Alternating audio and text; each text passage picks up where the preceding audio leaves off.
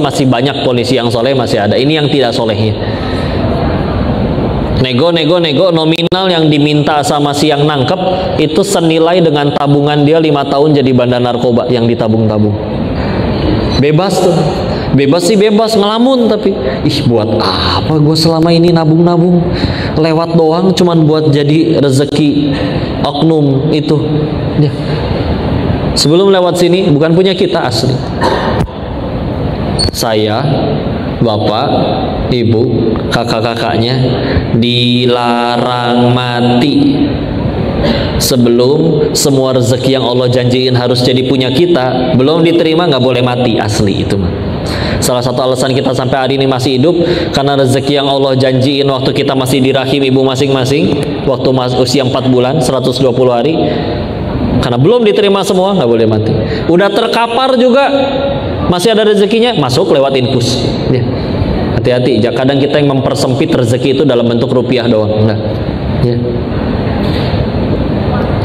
Ada, ini juga kisah nyata ya, guru kami pernah cerita, ada bapak-bapak kecemplung sumur, ditolongin lah sama orang yang lewat, naik pakai timba, naik ke atas. Begitu udah nyampe atas, biar tenang dikasih segelas susu dulu, baru habis tenang diajak ngobrol. Pak, bapak kenapa bisa jatuh pak?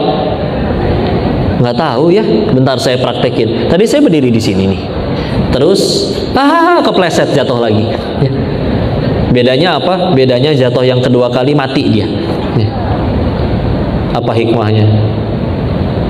Hikmahnya si bapak tadi masih punya rezeki 1 gelas susu lagi, makanya udah nyampe tempat matinya juga naik dulu dia ke atas. Begitu udah dijemput semua, ya udah selamat mati ya. Nggak bisa, belum waktu. Kalau ada orang juga, kok nggak bisa, saya udah capek hidup, mau tiduran aja di rel. Dia tiduran di rel, keretanya lewat masih nggak mati itu orang beneran. Karena keretanya lewat di rel sebelahnya sih, dia memang salah info ya. Yang ada tengsin, malu ya. Enggak, bukan gimana-gimana, belum waktunya aja ya. Di Thailand juga pernah ada cerita kayak gini, ada seorang istri lagi hamil tua, suaminya selingkuh, dia stres, ngamuk, dia minumin botol-botol yang ada di rumah, entah mungkin pembersih toilet mungkin atau sabun, keminum 2 botol, gelap. Bangun-bangun di rumah sakit, yang paling pertama dia tanya langsung, dok kok saya masih hidup? Kata dokternya, larutan yang ibu minum satu mengandung asam, satu mengandung basa, jadi netral ya. Kudunya satu aja bu, gitu ya. Ya udah, belum waktunya istilah. Dan tergantung yang di sininya isinya apa ya. Kayak misal contoh, kok 2023 bagi saya tahun yang sial. Kata saya, kenapa sial?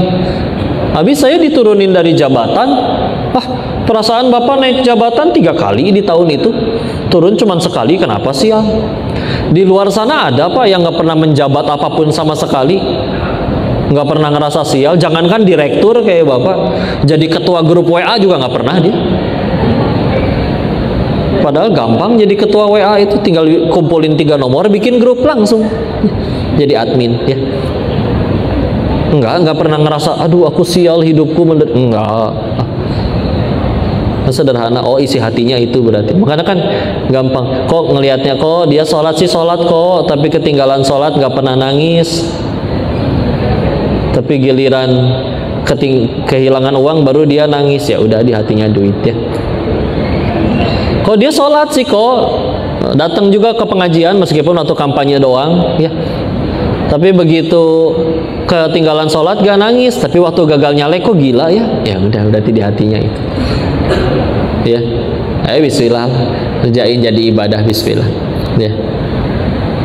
Nyiptain skincare buat para istri yang ingin cantik di hadapan suaminya. Alhamdulillah kita mah tinggal bikinnya aja ya, tinggal terserah orang mau pakainya apa. Orang kita niatnya buat supaya para istri tampil cantik di hadapan suaminya, bukan salah kita dong kalau yang beli ani-ani ya nggak, urusan dia ya. Ternyata dia pengen tampil cantik di hadapan suami orang ya. Ya udah, bismillah lah. Tapi tadi rezeki satu yang dimakan jadi kotoran. Yang kedua apa tadi? Yang dikenakan lalu menjadi usang. Kayak apa contoh ya? Misalkan ngelihat yang akhwat lah, misalkan ngelihat gamis lucu ya. Kadang saking sukanya mau itu produk tuh kadang ada yang kebawa sholat itu. Ya. Allahu Akbar. Ya Allah, gamis teh lucu, ih masya Allah. Allahu Akbar. Kebeli enggak ya? Sami Allahu liman hamidah. Si papa kan mau ngasih uang belanja. Allahu Akbar. Mana lagi diskon? Allahu Akbar. Temen juga mau bayar utang. Allahu Akbar. Tapi diskonnya terakhir hari ini tahu. Allahu Akbar. Sekalian dijemput si ade, harus dibeli. Dia salam tapi salah sebut. Astagfirullahaladzim. Astagfirullahaladzim. Assalamualaikum, assalamualaikum, assalamualaikum, assalamualaikum, assalamualaikum, assalamualaikum, assalamualaikum. Salah fokus ya. Sholatnya khusyuk tidak? Enggak, atau gimana ya? Makanya kok biar khusyuk kita beli dulu gamisnya. Oh bisaan ya. Kadang dibeli juga dia tanya, buat apa? Udah banyak juga. Ih siapa tahu ada kondangan. 5 tahun hidup nggak ada yang ngondang ternyata. Baru ketemu lagi sama bajunya digantung di lemari 5 tahun kemudian mau dipakai nggak bisa, udah bahagia ya nggak, udah nggak muat. Dulu waktu beli adiknya masih kelas 2 SMP, sekarang udah kelas 3 SMA. Ya udah deh, buat kamu aja deh. Serius kak? Ih aku dari dulu pengen pinjem nggak berani.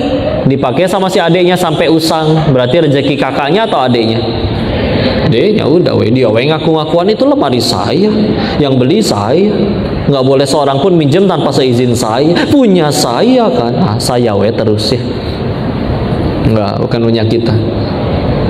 Tsunami 2018 di Palu, kan di lemari pasti banyak baju itu teh. Tapi ya udah giliran udah porak-poranda semua mah yang nempel di badan weh. Coba bayangin lagi kayak gitu, nemu orang lagi pakai kaos kesayangan kita, masa ya ditagih, kepala lagi berdarah-darah begitu. Balikin kaos saya itu, nggak mungkin. Ya. Udah sedih pakainya weh sampai usang. Ya. Dan terakhir yang diinfakan di jalan Allah. Ini mah kisah ada pengusaha ya. Dia memang pengusaha dikenal bertakwa, maka kebiasaannya setiap kali beres dagang, sisanya buat dagang besok, modal dagang besok, sisanya disedekahin. Maka teman-temannya suka nanya ya, kamu tuh nggak sayang apa sama duitnya? Kok disedekahin terus? Invest dong bro, kayak kita. Dijawab, enggak, saya justru sayang banget sama hartanya, makanya pengen saya bawa mati. Gimana cara bawa mati harta? Ya saya transfer ke rekening akhirat, sedekahin. Nah aslinya setiap kali kita sedekah itu duitnya masih milik kalian. Paling cepat bakal diganti di dunia, standarnya 700 kali lipat. Lihat Al-Baqarah 261. Paling lambat nanti jadi rezeki kita di akhirat. Enggak pindah ke orang ya. Yang repot itu pernah ada orang nabung, dia nabung, kok aku pengen beli mobil mewah, kalau nggak mobil mewah aku mau mobil biwu ya. Udah gitu dia kebeli ini, kumpul nih duit 1M, berangkat ke showroom, nggak ada umur, mati ketabrak di depan showroom ya. Udah gitu pakai pemakaman 5 juta, sisa dong 995 juta. Pas meninggal, dia ditanyanya nanti dihisapnya 5 jutanya atau 1M-nya? 1M-nya. Karena pertanyaan harta itu dapatnya dari mana, terus mau dipakainya untuk apa? Dan nggak bisa kita jawab, ntar dulu malaikat, aku pakainya cuma 5 juta, woi. 995-nya belum kepake tau? Oh enggak. Udah mah kepake cuma 5 juta, dihisapnya 1M-nya. Sisa 995-nya, mending kalau anaknya soleh. Kalau nggak soleh malah pada jadi berantem ya. Rebutan duit receh ya. Ya sebentar lewat doang ya. Maka dari 3 itu bismillah, kalau udah benar-benar yakin sama isinya, konsepnya udah ngerti. Kan kadang kita punten ya mikir ya, kok kalau saya yang halal-halal aja udah ketaker tahu, gaji saya sebulan segini, belum buat kontrakan, buat ini segala macam, ngepas kok kurang. Kayaknya kalau saya sambil yang haram juga, wah cuan nih. Apapun itu ya yang Allah nggak suka. Ini juga salah, konsep kayak gini salah. Karena ketahuilah sebetulnya rezeki itu kayak rezeki duit juga ya. Kalau kata Allah rezeki kalian bulan ini 1M misal, maka mau pakai cara halal mau pakai cara haram tetap dapatnya 1M. Demi Allah nggak akan berubah, nggak akan berubah. Masa iya kok? Ini ada contoh kisahnya ya. Dulu Ali bin Abi Thalib sepupunya Nabi minta seorang pemuda buat bersihin kudanya, dimandiin, dibersihin, ditinggallah sholat sebentar. Beres sholat kudanya ada tapi pemudanya nggak ada, plus pelananya, dudukan kudanya hilang. Ah ya sudah, beliau nggak mau suuzon, langsung berangkat ke toko kuda pengen nyari pelana baru. Nyampe salah satu toko ngelihat kayak kenal, ditanya ke yang punya, Pak itu pelana dari mana? Wah tadi ada pemuda ciri-cirinya kayak gini dia jual ke saya. Oh gitu. Ditanya, Bapak kasih uang berapa ke pemuda tadi? Kata Sayyidina Ali dalam dijawabnya, kata si punya tokonya, 1 dirham. Kata Ali dalam hatinya, demi Allah yang jiwaku dalam genggamannya, seberes aku sholat juga aku pengen kasih dia 1 dirham. Sama tidak nominalnya? Sama. Cuman bedanya apa? Ini sih, ini tadi nggak sabar nih, aduh lama nih, ditinggal sholat dulu. Sahabat Nabi teh ya kalau sholat nggak mungkin sebentar, nggak kayak kita kuliah kulhu melulu, ya kak. Sekalinya ganti ina atau ina, lebih pendek. Ya. Maka daripada lama, mendingan saya jual deh. Dicolong, 1 dapat duitnya lebih cepat, 2 bisa jadi dapat duitnya lebih banyak kalau dijual. Nggak tahu harganya berapa, nggak dibilang juga nanti beres sholat mau dikasih duit, dicolong. Cuman kata Allah rezekinya 1 dirham, dia keliling sekian banyak toko, sama jawabannya, Dek mau enggak, kalau mau nih 1 dirham, kalau enggak bawa sana ke toko lain. Maka dia pikir ya udahlah daripada nggak laku, udah sini Pak duitnya, 1 dirham. Bedanya apa? Tapi dia dapat 1 dirhamnya plus dosa. Kalau dia memilih sabar dapat 1 dirham juga tapi plus pahala. Emang beda? Sama. Ya. Kok enggak tuh, ada yang koruptor, ada yang ngerugiin 300 T tapi cuma 6,5 tahun. Saya juga mau. Ya. Tanya 1. Itu kan kalau mau jujur ya punten ya, di saldo duitnya nggak lihat ya, atau disimpan. Yakin masih ada umur sampai 6,5 tahun ke depan? Jangankan 6,5 tahun ya. Kalau kata Allah nggak ada rezekinya buat nikmatin duitnya, nggak bisa. Nggak usah kayak itulah. Kita juga kalau mau jujur yakin ntar pulang pada nyampe rumah? Nggak tahu. Makanya hati-hati tuh yang pada duduk di bawah lampu segede-gede gitu ya. Tuh. Enggak lah, tenang ya, nggak usah pindah juga ya. Kalau kata Allah nggak ada waktunya untuk wafat, jangankan lampu gituan doang ya, mau gunung berapi, mau tsunami, mau meteor sekalipun kata Allah nggak kena, selai rambut pun nggak akan jatuh. Tapi kalau udah waktunya mau ngumpet di ruang bawah tanah juga udah waktunya, mau waktunya aja ya. Dan kan kadang kepedean, yes cuma 6,5 tahun, nanti belum potongan segala macem, udah ada simpen tabungan buat anak sekolah, kuliah dan yang lain-lain. Aduh, ntar dulu, hei. Kau kenal guru PAUD gajinya sebulan 250.000, banyak atau dikit?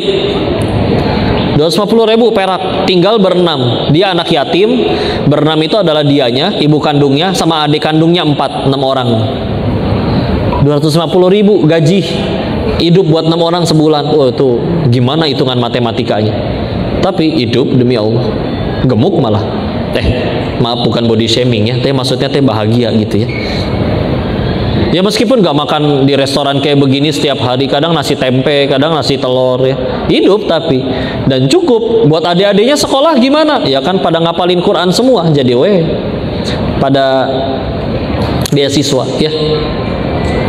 Mudah bagi Allah. Sedangkan ya punten ya, memang kau tidak kenal koruptor, tapi waktu tinggal waktu masih yang di Thailand, diingetin ada bandar judi di sana ya, dia sanggup untuk bayar guru dan sekolah termahal untuk anaknya. Duit bukan masalah.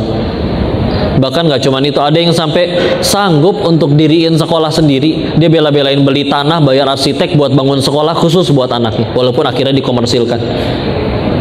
Tapi kalau Allah udah nggak ridho sama duitnya, anaknya ada yang LGBT, mungkin dia lupa leluhur kita tuh Adam dan Hawa, bukan Adam dan Asep. Ya.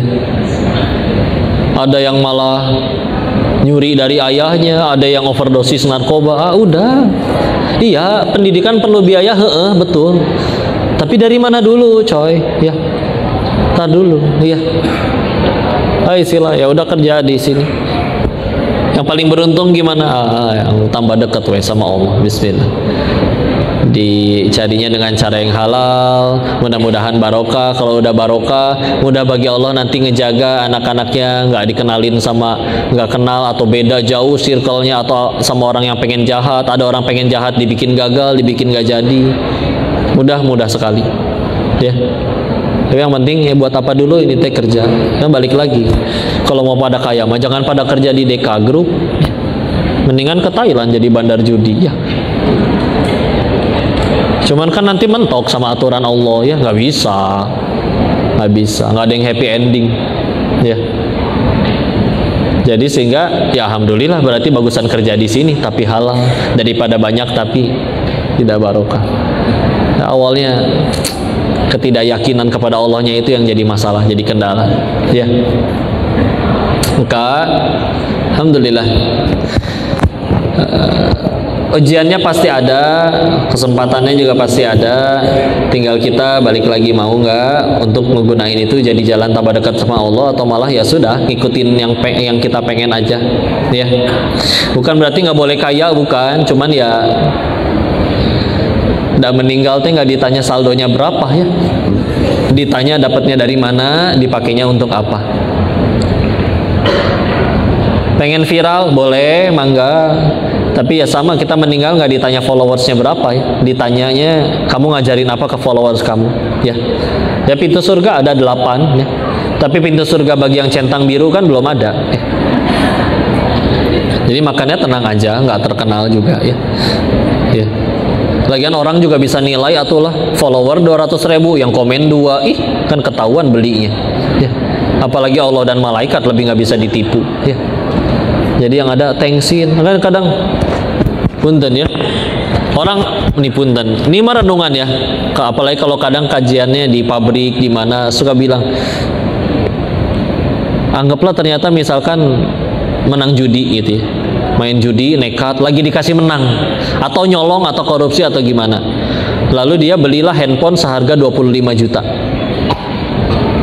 Kan masalahnya orang tahu gaji kamu teh 4 juta, 5 juta, itu gimana ceritanya bisa punya handphone 25 juta? Coba, kan memancing orang untuk julid, bukan? Maka pikiran pertama pasti KW, HDC paling. Taunya dia tunjukin bonnya, beneran bro, nih lihat 25 juta. Itu dikantongin kemana-mana. Kadang ganti celana diganti ikut juga tuh bonnya kemana-mana, ya. Demi supaya tidak dihina.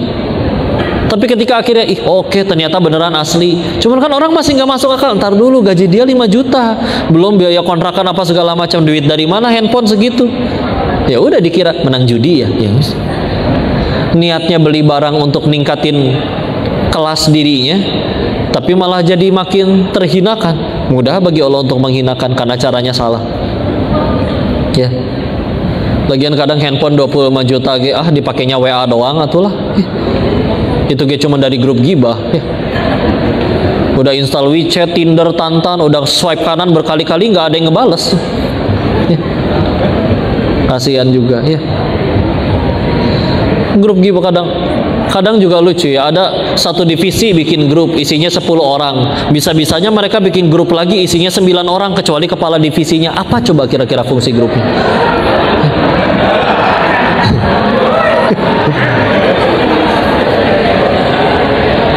Pada begitu, ya. Enggak, ya. Kok itu kan buat ngasih surprise kok. Oh iya nggak apa-apa, ya. Ada aja ngelesnya mah, bismillah, ya. Jadi ya udahlah.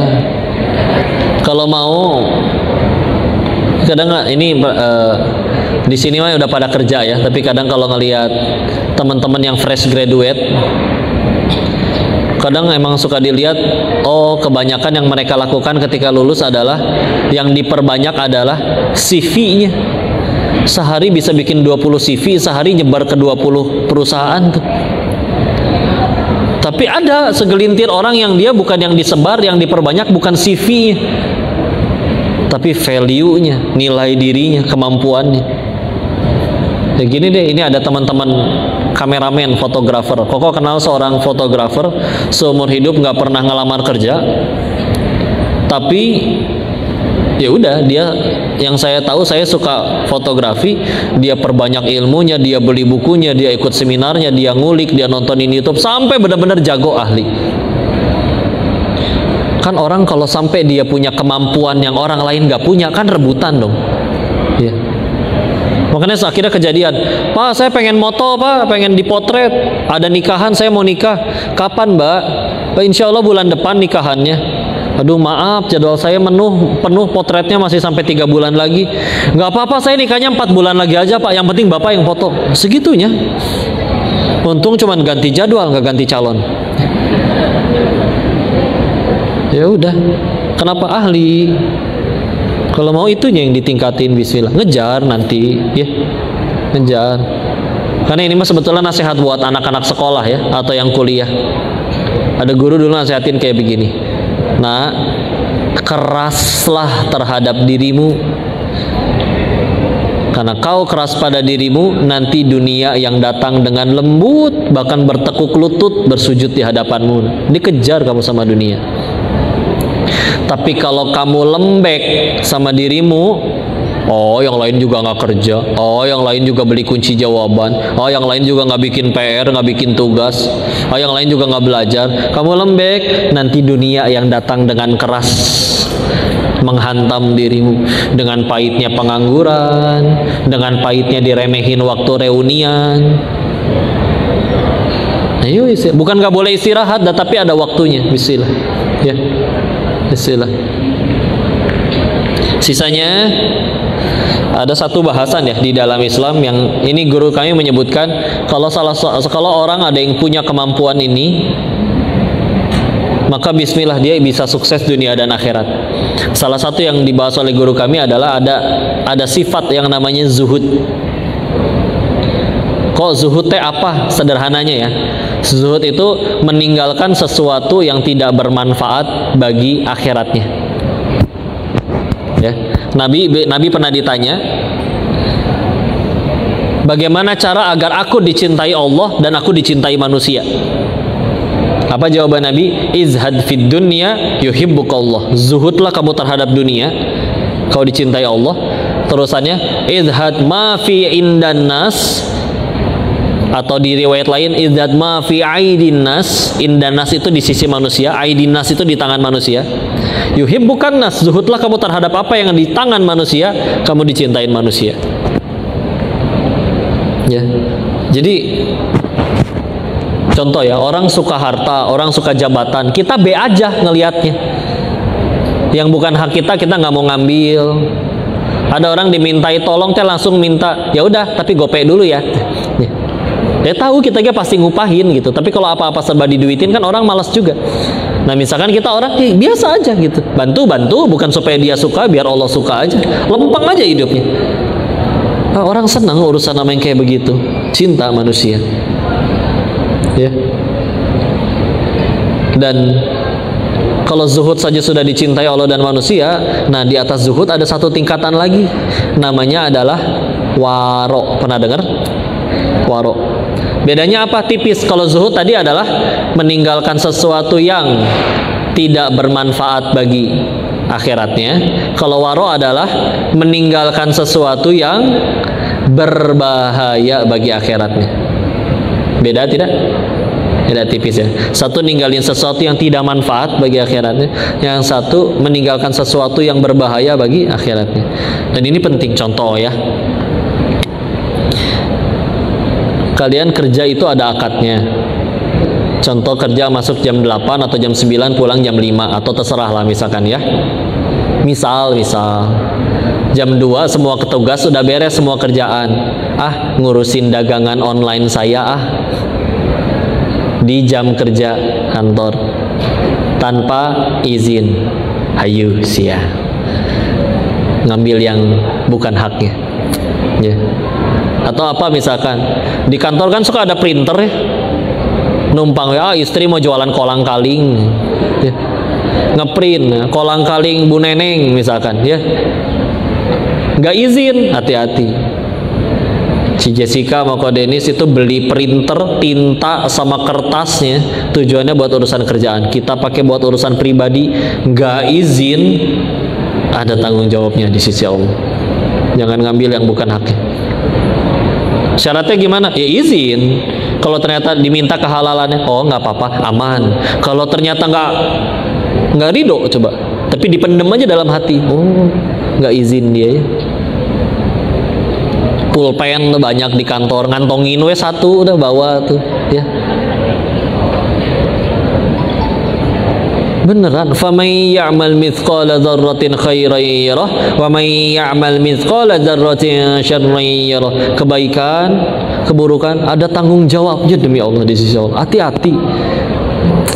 Nyampe satu tempat gitu ya, ke masjid nih, ada colokan nih, lobet, nyolok weh, plek. Atuh itu bayar listriknya teh pakai duit jemaah itu.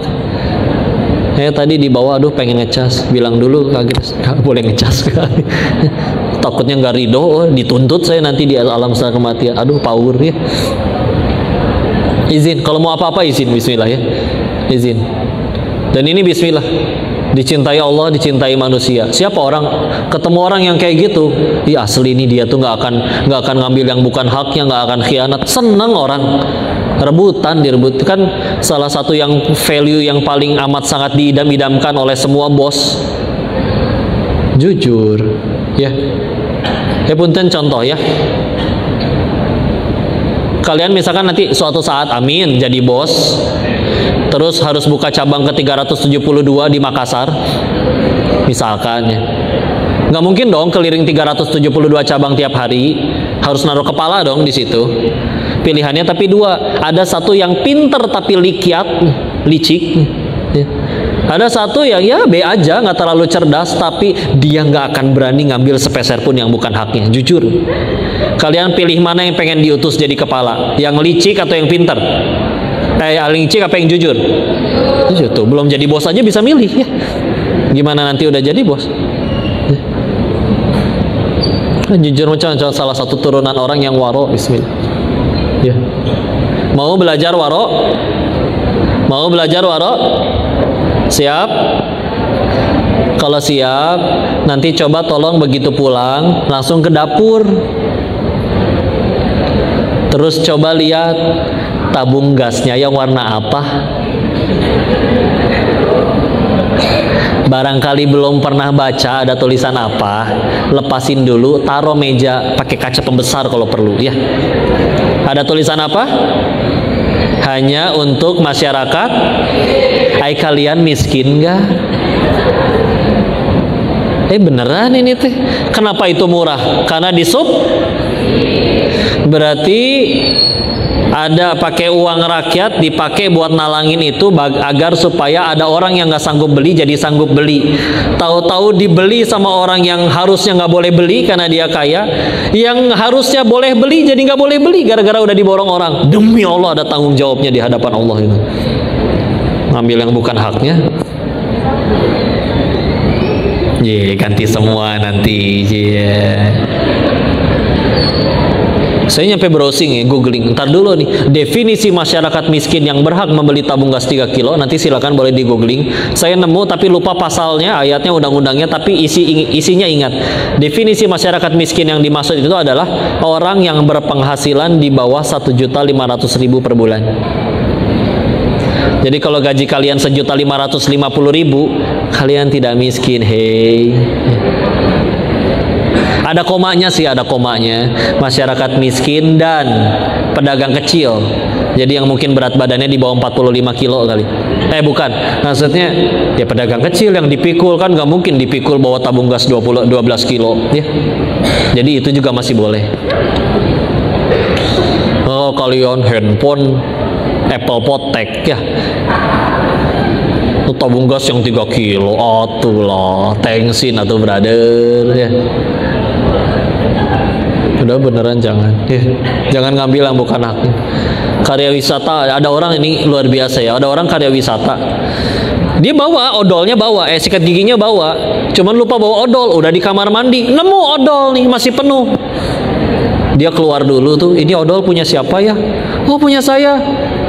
Punten, boleh saya minta kehalalannya, saya pakai sedikit aja, segede biji jagung. Oh udah pakai aja bro, kan bisa pakai dulu nanti izinnya pas keluar. Saya takut nggak ada umur keluar dari kamar mandi. Ih, ada orang segitunya tuh, ngejaga dirinya dari yang tidak halal.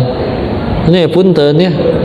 Nanti kan ketika akhirnya yang nanti sudah jadi ayah atau calon jadi ayah, ingat salah satu tugas kalian adalah memastikan yang datang ke rumah, yang masuk ke mulut anak dan istri semuanya halal. Ya. Jadi jangan sekali-kali. Dan ada ucapan para ini teh yang ahwat udah pada nikah belum? Belum? Masih pada jomblo? Belum? Ya. Ini nanti simpen ya. Ini ucapan wanita solihah kepada suaminya. Ini dari kisah orang-orang solih terdahulu. Mereka suka bilang kayak begini ke suaminya, wahai suamiku, kami, maksudnya istri dan anak-anakmu, kami tahan pahitnya kelaparan. Yang kami tidak tahan adalah panasnya api neraka. Maka jangan sekali-kali kamu pulang bawa yang haram ke rumah ini. Kalau menurut para ahwat kalimat itu biasa saja, bagi para lelaki soleh itu kalimat luar biasa. Nih Pak, para bapak-bapak mana cung? Ya, jujur Pak, kalian siapkan dibanting, berluka, darah-darah di luar sana. Yang penting anak istri di rumah terpenuhi, bahagia. Siap? Siap tuh. Lelaki soleh mah kayak begitu. Cuman kan gimana misalkan laki-laki ya, beneran ya, ini renungan juga. Kadang hari tidak seindah yang dibayangkan. Dagangan gak laku, kerjaan gak laku, atasan memaki, bawahan kurang ajar, pelanggan gak balik lagi. Tapi laki-laki ada yang dia bisa tenang cuman karena teringat satu hal. Setidaknya meskipun dunia memusuhiku, setidaknya ada satu wanita yang akan tetap taat kepadaku, istri di rumah. Bisa tenang betulan jiwa laki-laki. Tapi bayangin kalau sebaliknya, coba. Atasan kagum, bawahan memuji, pelanggan balik lagi, bonus cair. Udah ngantongin nih duit 100 juta segepok di kantong. Nyampe rumah, istri malah ngomong kayak gini. Heh, Pak, yang bener aja. Masa cuman segini? Lihat tuh tetangga kita, dia tuh bawahan kamu, tahu nggak? Masa mobilnya bagusan dia? Pikir dong, pikir. Wih, bagus nggak acting saya? Itu saya ngambilnya dari film Azab itu, Bu. Kalian tahu kan endingnya kayak gimana yang kayak begitu? Punten, hati-hati. Hancur laki-laki. Karena bagi mereka itu yang paling penting udah orang-orang tersayang, anak, istri. Mau satu dunia memuji, mereka ngambek ke kita. Aduh. Tahu-tahu sekretaris muda di kantor lebih menghargai dirinya. Ruksat di awal dari situ, ya. Ya. Nggak semua sanggup menolak, ya.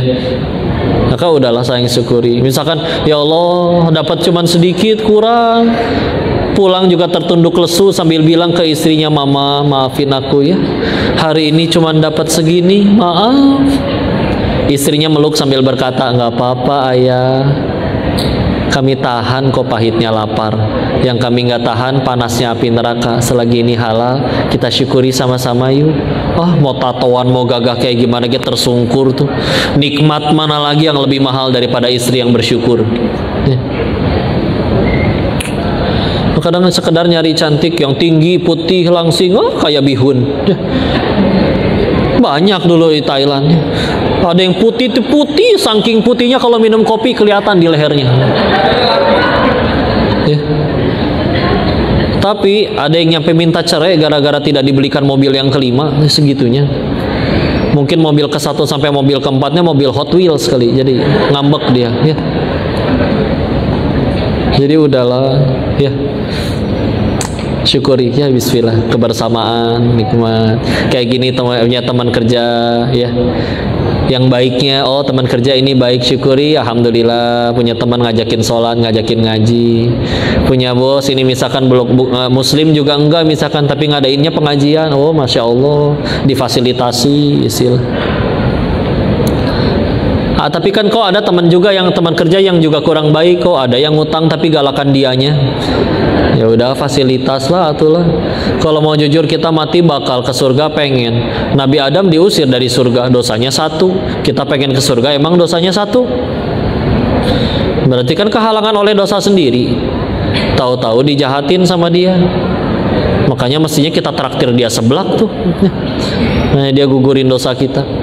Paling heran orangnya, perasaan saya habis fitnah kamu, kok saya malah ditraktir seblak? Bukan sayanya yang baik, ini Allah dan Islamnya. Oh, gitu ya Islam. Ajarin saya ngaji dong. Tuh jadi hidayah ya. Bismillah. Atulah, mau ke surga pakai apa tuh kalau mau jujur ya? Pakai sholat kita. Sholat yang mana? Yang sering lupa rakaat itu. Yang zuhurnya 2:30, asarnya 5:30, subuhnya kadang 9:30 sekalian bangun. Nyari kunci nggak ketemu, giliran sholat malah ingat. Ya. Yang serius yang mana yang kayak sekalinya sholat ya tadi kuliah kulhu, sekalinya ganti inna atau ina, lebih pendek. Sekalinya sholatnya lama, rakaat ketiganya sujudnya lama banget. Orang bilang akhirnya dia khusyuk ya sholatnya, padahal lagi mikir abis ini tasyahud apa berdiri nih. Atulah sholat kita teh ya Allah. Makanya fasilitas lah, dapat teman julid teh, bismillah ya. Udah nikmati. Kalau udah tujuannya ke Allah, bismillah. Kan kita hamba Allah ya, bukan hamba dunia. Hamba dunia cirinya 3, ini juga harus hafal. 1, selalu cemas dengan yang belum terjadi. Hamba dunia, coba kejadian belum udah takut ya. Dari 100% yang kita takutin, pernah psikolog bilang yang kejadian itu paling 15% tahu. Coba, udah mah ditakutin, bikin kita nggak mau makan, nggak mau minum, nggak mau tidur, besoknya tipes, nggak kejadian lagi. Rugi tidak? Rugi. Kok gimana ya, kok uang pangkal nih, mana saya udah mau pensiun. Kapan pensiunnya bu? 15 tahun lagi. Atulah 15 tahun ya. Udah panik duluan ya. Cemas dengan yang belum terjadi. Makanya kalau di zikir pagi petang Al-Masurat ada doanya, Allahumma inni a'udzubika minal hammi wal hazan. Apa bedanya? Sama-sama gelisah, tapi yang satu gelisah dengan sesuatu yang sedang terjadi, ada juga gelisah dengan sesuatu yang belum terjadi. Asli stres, kejadian belum tentu udah takut duluan. Gimana nanti ya? Gimana nanti ya? Gitu ya terus. Ciri hamba dunia yang pertama 1, cemas dengan yang belum terjadi. Ciri yang kedua, menyesali yang sudah terjadi. Wah, ini juga capek kalau penyesalan itu. Ada ibu-ibu bilang kayak gini, kok lihat si bapak itu kok, iya bu, kenapa? Keren ya. Ya terus kenapa bu kalau keren? Andai aja 40 tahun yang lalu ibu terima cinta dia kok. Itu 40 tahun bu, udah kisut sekarang kaliannya ge. Nggak pakai white lab sih, cilah. Masuk. Ya Allah, maaf ya. Iya. Tapi dia baik kok, dia suami yang baik. Ya dia suami yang baik bisa jadi karena istrinya bukan ibu ya. Nikahnya sama ibu mungkin ngaco ya.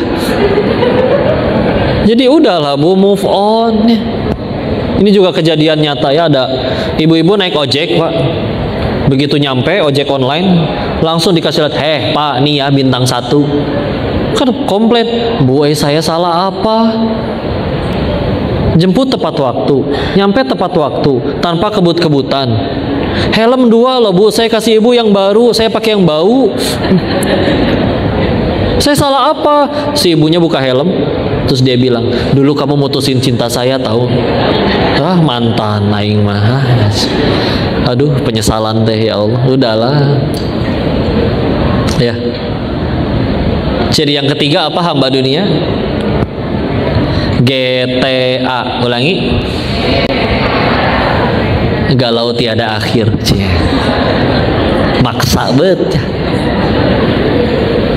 Ya gitu, soalnya capek.